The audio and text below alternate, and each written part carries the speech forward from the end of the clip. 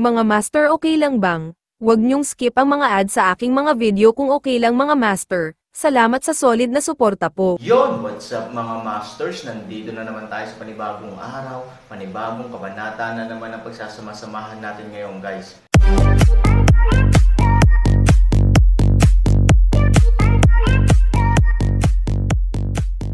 Bali mga masters, kung bago ka pa lang po sa aking YouTube channel, please click the subscribe button, lalong-lalo na po yung notification bell, guys, para maging connected pa rin tayo sa isa't isa at maging updated kayo sa mga susunod ko pang video. Bali mga masters, bago natin umpisahan ng kwento ay mag-shoutout po muna tayo para sa mga solid nating tagapakinig. Shoutout kay Roel Consuerga at shoutout kay Fernando Jimeno. Yun na nga mga masters, no? Bali hindi na ito patagalin. In 3, 2, 1, let's go! Gustong magpumiglas ni Han Sanchen, ngunit ang ginawa niya ay sa oras na ito, si Han Sanchen ay isang dahon lamang sa hangin. Wala siyang lakas na makipagpunyagi, at maaari lamang siyang tanggayan ng hangin sa kanyang kalooban. Pagkatapos ng ilang sunod-sunod na paghatak, ang kawawang Han Sanchen ay direktang kinaladkad ng maliit na itim na patpat, hindi gaanong kasama nito, direkta at mabilis. Sa wakas, sa kanlurang sulok ng bahay, sa wakas ay huminto ito. Sa katunayan, mula sa pananaw ng feng shui layout, walang maraming dekorasyon sa kanlurang sulok dahil ang silangan ang nangunguna. Sa kabaligtaran, ito ay mas baog dito. 3 lamang ang mga haligi, at ang 3 haliging ito, anuman ang hugis o sukat, ay hindi hihigit sa 50 centimeters ang taas. Kung ikukumpara sa iba pang mga haligi, ang mga ito ay simpleng krudo sa sukdulan. Pinatay siya ni Han Sanchen dito, at si Mr. Chin at iba pa ay nagmamadaling sumunod sa kanya doon. Napakakakaibang makakita ng isang tao at isang bagay na nakaparada sa lugar na ito. Dahil ito ang bulwagan ng mga ipinagbabawal na kayamanan, ito ay inilagay alinsunod sa metapisika ng Geomantic Oman. Ang ulo ng dragon ay nasa silangan at ang kuko ng tigre ay nasa kanluran, na siyang mabangis na lugar nito. Sa makatuwid, ang Geomantic Oman Master hinihiling lamang sa amin na maglagay ng ilang ordinaryong bagay na ginagamit upang harangin ang masasamang espiritu sa kanluran.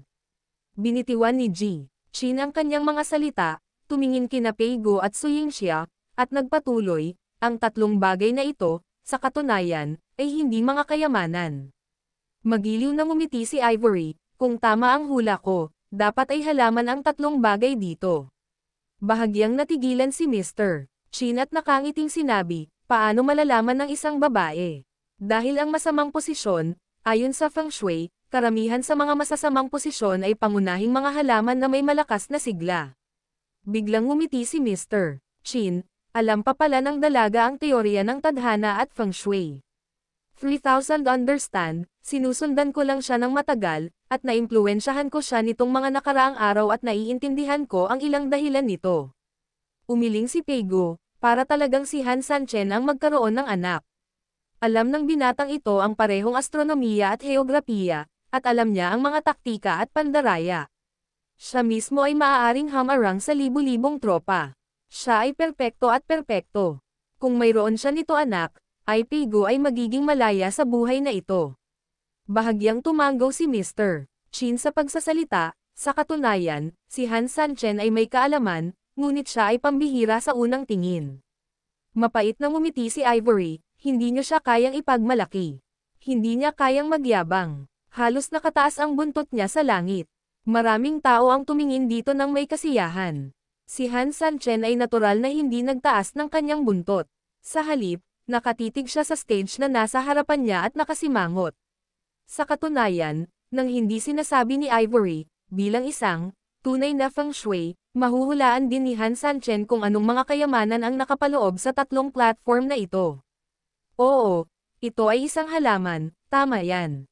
Bukod dito, mula sa kanilang mga talukap, naaamoy din ni Han Sanchen ang mga pagsabog ng mga halaman. Ngunit hindi masyadong naintindihan ni Han Sanchen. Bakit siya dinala nitong maliit na itim na patpat dito? Dahil ang mga halaman ay natural na mga bagay sa mundo, dapat itong walang kinalaman sa maliit na itim na patpat. Ano ang ibig niyang sabihin? Gusto mo bang sabihin sa iyong sarili na ang mga bagay na ito ay kapaki-pakinabang sa iyo? Ako ay halos kalahati ng isang fairy island na tao. Hindi ko ba alam kung ano ang hinahanap ko na mas angkop para sa aking sarili. Gayunpaman, kapag ito ay dumating, ito ay magiging madali. Si Han Sanchen ay hindi nagsalita ng walang kaparirikan. Bahagya siyang bumangon at binuksan ng mahigpit ang lahat ng maliliit na takip sa tatlong plataporma. Sa ilalim ng bawat isa sa tatlong pabalat ay isang berdeng halaman. Iba-iba ang bawat isa. Damo sa bituka ng kabayo. Bulaklak ng buntot ng aso. Ipinaliwanag ni G. Chin ang green plant road sa magkabilang panig ng Aaron. Ang damo sa bituka ng kabayo ay parang bituka ng kabayo. Gayunpaman, sa lupain ng demonyo, ang damong ito ay may malaking sigla, kaya may potensyal ito ng walang katapusang wildfire at spring breeze. The effect of horse intestines herb is hemostasis, in other words. Actually, it is actually a kind of medicine for women. Bumagsak ang mga salita ni Mr. Chin, at nakaramdam siya ng hiya. Si Han Sanchen ay puno rin ng mga itim na linya. Sa paghanap ng mahabang panahon, hinawakan niya ang isang babae para uminom ng gamot. Ayos lang ba? Hindi ba ito pambihira? Para naman itong bulaklak na buntot ng aso. Si Mr. Chin ay nag-alinlangan ng mahabang panahon. Pagkatapos ay bumulong siya at nagpatuloy sa pagpapaliwanag, maaari itong mamulaklak kung sakaling may tubig, at sa kaso ng matinding tagtuyot, maaari itong mabuhay ng maraming taon at maghintay para sa tubig. Medyo malakas din ang sigla nito. Kung tungkol sa bisa nito, Mr. Hindi na nagsalita si Chin. Gayunpaman, nagmamadali sina Ivory at Zeking. Hindi napigilan ni Ivory na sabihin, hindi ko alam kung gaano ito kaepektibo. Hindi sigurado si Mr. Chin kung paano magsasalita. Doon, nagbuntong hininga si Peigo, alam ko rin ang epektong ito. Pagkatapos ay tumingin siya kay Han Sanchen, at pagkatapos ay ibinuka ang kanyang bibig. Minsan ang inang ito ay mahirap magkaanak, lalo na ang mga maliliit na bata sa lupain ng demonyo. Alam mo naman, masama ang kapaligiran dito, at mas mahalaga ang survival of the fittest, kaya ang laki o lakas ng mga batang ipinanganak, kadalasan ay higit pa sa ilang beses kaysa sa iyong mga ordinaryong Terran. Nagagawa nitong ganap na mapagkompetensya ang bata sa kapanganakan, ngunit sa parehong oras, nangangahulugan din ito ng pagdaragdag ng hindi maipaliwanag na presyon at mga paghihirap sa ina. Ang bulaklak ng buntot ng aso na ito, sa katunayan, ay nagbibigay daan sa mga ina na medyo tulungan ang iba na manganak ng maayos kapag sila ay may mahirap na panganganak. Sinabi ni Peigo na kahit na ang dalawang babae ang pinakamalapit na tao sa paligid ni Han Sanchen, hindi nila maiwasang takpan ang kanilang mga bibig at tumawa sa oras na ito. Ibig sabihin, 2 sa 3 damo ay kaibigan na ng mga babae. Paanong hindi ito magpapatawa sa mga tao? Mahalagang malaman na si Han Sanchen ay sapilitang dinala rito ng isang patpat. Kung hindi, naisip ko na may mga espesyal na libangan si Han Sanchen. Mahirap pumili ng kahit ano, ngunit kailangan kong pumili ng isang kaibigan ng mga kababaihan. Han Sanchen ay masyadong nalulumbay pagkatapos ng pakikinig dito. Ang kanyang ina, hindi ba kayang baguhin ng maliit na itim na patpat na ito ang kanyang mapaglarong personalidad ngayon? Yung sa lola niya, hindi ko nasasabihin sa ibang pagkakataon. Paano ako magpapakatanga sa ganitong oras? Napaka-espesyal nito. Sobra na, di ba? Ano itong nasa gitna? Tumingin si Han Sanchen sa damuhan sa gitna. Marahil ang taong ito ay ang huling straw para sa kanyang dignidad. Ang tagumpay o kabiguan, kaluwalhatian, ay nasa isang mabilis na pagbagsak. Itong huling damo, iyon ay, ang pinakagitnang damo. Ibinuka ni Mr. Chin ang kanyang bibig. Tumingin si Peigo sa damo at sinabing, natural, ang sigla ay dapat din ang pinakamalakas na damo. Pagkatapos ng lahat, ito ang pinakamabigat sa feng shui. Una sa lahat, bihira talaga ang damong ito. Sinabi ni Peigo, kung tinatansya natin ang kasalukuyang presyo sa merkado, ang halaga ng damong ito ay maaaring hindi bababa sa higit sa 100,000 amethyst. Siyempre, may presyo pero walang market. Agad na tumango si Mr. Chin. Oo, kung ito ay hindi gaanong kakaunti, hinding-hindi ito lilito sa ipinagbabawal na Phoenix Pavilion sa presyo ng pagbebenta nito. Sinabi ni Han Sanchen na naunawaan niya na pagkatapos ng lahat, ang presyo ng hinihingi para sa isang bagay kay Young Master Liu ay 300,000 din. Ang 100,000 na bagay na ito ay talagang mukhang mura at wala sa klase. Kaya naman, ang tanging posibilidad na manatili ito dito ay kakaunti lamang ito kaya walang pamilihan. Gayunpaman, ang sinabi mo ay napaka-high-end, saka gusto kong malaman, ano ang silbi ng gamot na ito? Hindi ba dapat, o anong uri ng kaibigan ng gamot ng kababaihan? Maingat na tanong ni Han Sanchen. Nang marinig ito ni Mr. sina Chin at Peigo ay hindi maiwasang tumingin sa isa't isa at ngumiti. Nanguna si G. Chin sa pagsasabing, hindi kailangang pasanin ni Mr. Han ito. Talagang hindi bagay sa isang babae.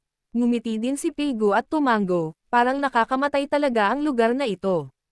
It makes my family Aaron. This is a direct fear. Pinunasan ni Han Sanchen ang pawis sa kanyang noo dahil sa kahihiyan. Bagamat nagbibiro lang si Peigo, sino ang nagsabing hindi sapat ang kanyang sinabi? Tiningnan ni Han Sanchen ang mga halaman na ito ngayon, at talagang mabalahibo siya sa ilalim ng kanyang puso. Ang damong ito ay mas mataas kaysa sa kaibigan ng mga babae. Ang manhid niya talaga, dahil hindi ito gamot sa babae. Ano ito? Tanong ni Ziking. Tumango din si Ivory at nakangiting sinabi, oo, kayong mga lalaki, huwag kayong magpapakitang gilas, sabihin kaagad sa 3,000 tao, ang ilang mga tao ay nasa napakahiyang sitwasyon at kailangang iligtas. Muling nagkatinginan sina Peigo at Mr. Chin. Ngumiti si Peigo at sinabi, dahil ito ang iyong lugar, ikaw ang baalang magpaliwanag ng higit sa Aaron. Mapait na ngumiti si Mr. Chin.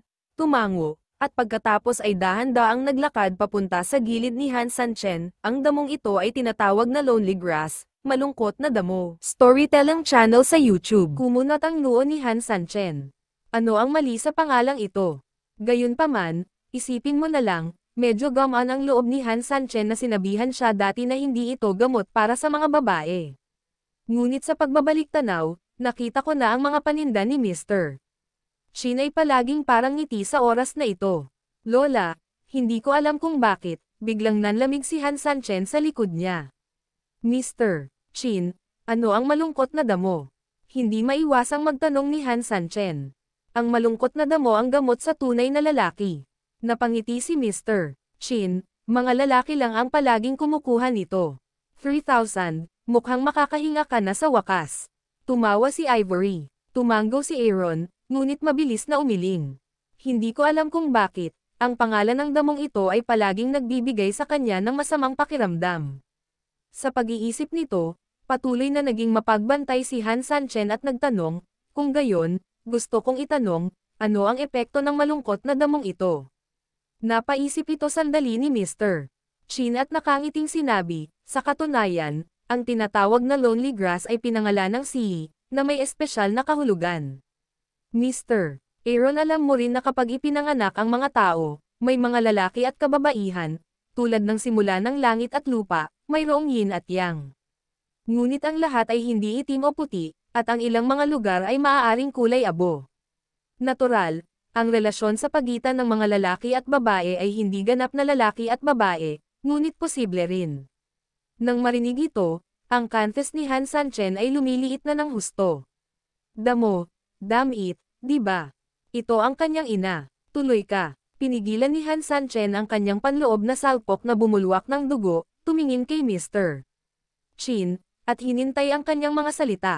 Hoy, itong mga lalaki at babae, babae at lalaki, may mga babaeng pinalaki noong bata pa sila, kaya masculine ang ugali nila, but on the contrary, natural, may mga lalaking akala noong bata pa sila, kaya nag-asal, may pagkakoketish. Ito ay isang normal na kababalaghan. Gayunpaman, ang ilang mga tao ay may masyadong malakas na kamalayan sa sarili, na ginagawang mas mapusok. Sila ay mapilit na umaasa na ang kanilang kasarian ay maaaring baguhin. Kung hindi nila makuha ang ganitong uri ng pagbabalik loob, ang kanilang mga puso are lonely, so, lonely grass. Ha ha ha ha ha ha, ha ha ha ha ha ha. Bago matapos magsalita si G. Chin, sabay na tinakpan ng dalawang babae ang kanilang mga tiyan at ngumiti pasulong at paatras. Maging si Peigo, na laging steady, ay hindi napigil ang matawa. Sinandal niya ang ulo niya sa isang tabi at hindi niya napigil ang tumawa. Si Han Sanchen ay napahiya, napahiya. Ako ay puno ng kagalakan at naisip na sa wakas ay mayroon akong isang bagay na hindi gamot ng kababaihan upang iligtas ang aking sarili, ngunit paano ko malalaman ang resulta? Ano ang kanyang espesyal na layunin upang iligtas ang aking sarili? Ito ay malinaw na nakatutok sa aking sarili na naging kaawa-awa na, at nagbigay ng isang walang awa na sipa sa pinto. Depende sa kanyang fucking ama. Hindi ka pa ba sapat na miserable? Kailangan mo pa bang harapin ang isang bagay na kailangan mong pumunta muna sa palasyo para sanayin ang kasanayang ito? Walang imak si Han Sanchen na itinoon ang kanyang mga mata sa maliit na itim na patpat. Fuck, napagdaanan na nilaw su Han Sanchen ang lahat at hindi kailanman pinagtawanan ng ganito. Gayunpaman, ngayon, ikaw ay pinarusahan ng husto ng taong ito. Sa pag-iisip nito, dahan-daang tumayo si Han Sanchen, at pagkatapos ay sinubukang ilayo ang maliit na itim na stick. Sabay bigay ng pabaya sa mata at ngumiti, I see. However, seeing that there are plants here, you know, the air in this room is barado. Halika sa mga halaman at amuyin mo para maibsan ang mood mo.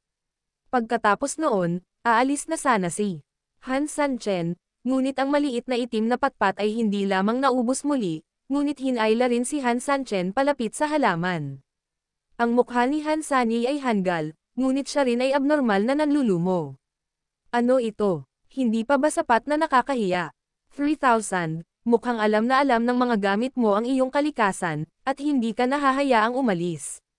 Well, gaya nga ng sinabi mo kanina lang, malamang alam na ng stick na to ang nasa isip mo. Sa ngayon, pinipigilan ka nito. In fact, in other words, ayaw mong sumama. Wala sa kanila ang outsider. Kuya Aaron, stop acting. Kung gusto mo, kunin mo. Si Ivory at Zeking ay halatang tumawa hanggang sa puntong hindi nila napigil ang tumawa. Habang tinutokso si Han Sanchen, hindi nila napigil ang panasan ang mga luha sa gilid ng kanilang mga mata. Inilibot ni Han Sanchen ang kanyang mga mata at ibinalik ang tingin sa maliit na itim na patpat. Mapait ang puso niya. Malaking palayok, anong ginagawa mo? Tila narinig nito ang tanong ni Han Sanchen. Sa sumunod na segundo, bigla itong kumalas sa kamay ni Han Sanchen, at pagkatapos ay mabilis na inatake ang tatlong halaman. Yun na nga mga masters, no? Bali panibagong kabanata na naman yung natapos natin ngayong gabi. Muli, maraming salamat po talaga sa walang sawang suporta po sa aking YouTube channel na talagang inaabangan nyo po ang bawat upload ko po. Bali mga masters, magkita-kita ulit po tayo bukas ng gabi at ngayon po ay magpapaalam po muna tayo. Bali mga masters, bye-bye!